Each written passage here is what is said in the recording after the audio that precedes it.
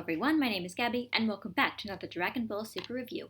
This time reviewing episode 76. Goku and Krillin are trapped in the Forest of Fear as their former opponents surround them. It's clear that they're illusions, but when they beat them, they just keep coming back. While Goku isn't too phased, Krillin keeps getting scared from these traumatic memories that these villains put him through. And it turns out the illusions are linked to one's fears, so the only way to conquer the trial and to beat them is to face those fears and to calm oneself. Eventually, Goku and even Krillin figure out the secret and conquer their fears, getting the Paradise Grass in the process. Krillin says he wants to be strong like Goku, to have the strength to face anything without fear, and because of that, he's going to be a martial artist again. So, what did I like about this episode? Well, first of all, of course, I really did enjoy the stuff that they did in this episode, the stuff with the whole, your former enemies come back, and to win you have to go and face your fears, and it's you have this trial, and the trial is very much more mental and psychological than it is physical. It's not just how strong you are, it's what you're feeling. It's you've got to conquer yourself. It's a nice little message. It's kind of simplistic, but it's a very nice little message. It's one of those kind of inspiring messages, it's like, okay, if you can go and face your fears, then you too can have the power to punch a dragon in the face. So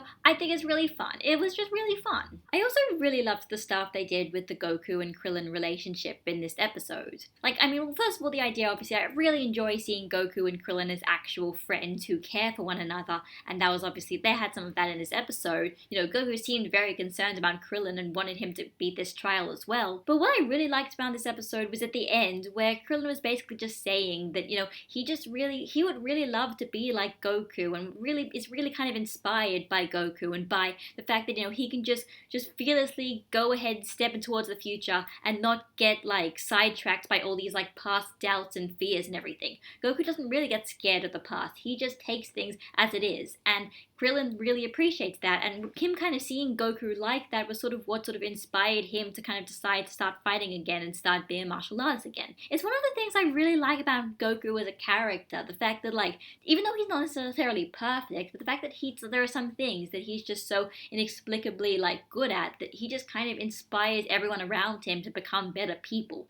It's something I really love about Dragon Ball, I love about Goku, and I love about Goku and Krillin specifically. As for what I didn't like about this episode, first of all, I'm still kind of surprised at the fact that we had a 2-episode mini arc sort of dedicated to Krillin kind of getting his fighting spirit back, because it's something that I honestly didn't really think he necessarily even needed an explanation for. Back in Resurrection F, when Krillin goes and shaves his head, and when he goes to go and fight Frieza, no one is going around and saying, this is actually kind of strange, I wouldn't expect Krillin to do that.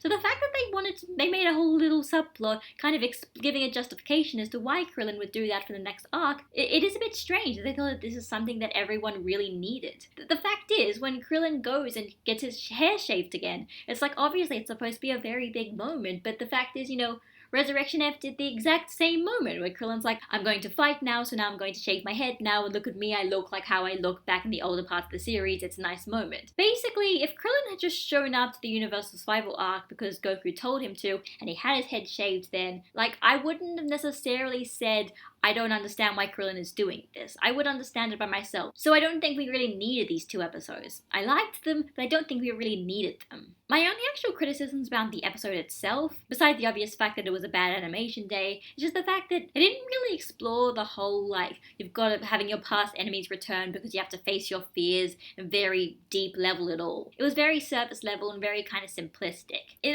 kind of just feels like a lot of these enemies, when they come back, they're all just completely interchangeable. They're just they're just all in general just one big mass of Krillin's fears. And for Krillin to face them, he just has to face his fears in general. Krillin didn't ever have to go one-on-one with a particular villain, and in that point he had to face a very particular fear linked to that particular villain in that particular moment. It was very much just the villains were all just one big collective. And that's fine, but if they wanted to make this really, really great, they could have gone deeper into that, and that could have been really interesting, but I'm not really that concerned about that. So as for next episode, Goku is starting to get bored and is just wondering when Zeno is going to announce the next tournament, and also Bulma is pregnant, presumably with Bra.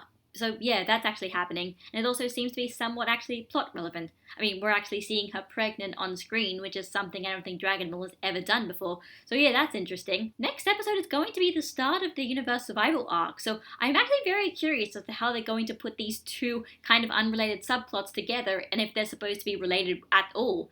Is Bulma being pregnant with Bra going to be plot relevant to like stuff with actually the universe survival arc and with Zeno's tournament? But either way, I'm just glad that Bra might exist in Dragon Ball Super's canon now. It's kind of long overdue, but it's great that she's actually there. It's great. If she actually gets born during Super, I'm wondering what they're going to do with her, if they're going to do anything at all. So that was Dragon Ball Super episode 76. It was a fun episode. Not particularly complex, but completely serviceable. Krillin faced his fears over being a martial artist by literally facing his former demons. It's not particularly complex, not the most complex story in the world, but I mean, it was still fun and it made sense. It did make me legitimately care about Krillin, and I'm actually legitimately interested to see what he's going to do in the next arc where he's actually fighting. So I think it definitely accomplished that. It is kind of unusual that, yeah, after like 2 months of filler, next week is going to be the start of a new actual big arc. An actual story arc, not some random slice of life episode. The 12 Universe Tournament, the Universe Survival Tournament. It kind of snuck up on me, honestly, because I've just been having so much fun with these slice of life episodes. I'm not going to say I'm actually not excited for the Universe Survival arc. Honestly, I still kind of am. There's a lot of stuff that they could do in it,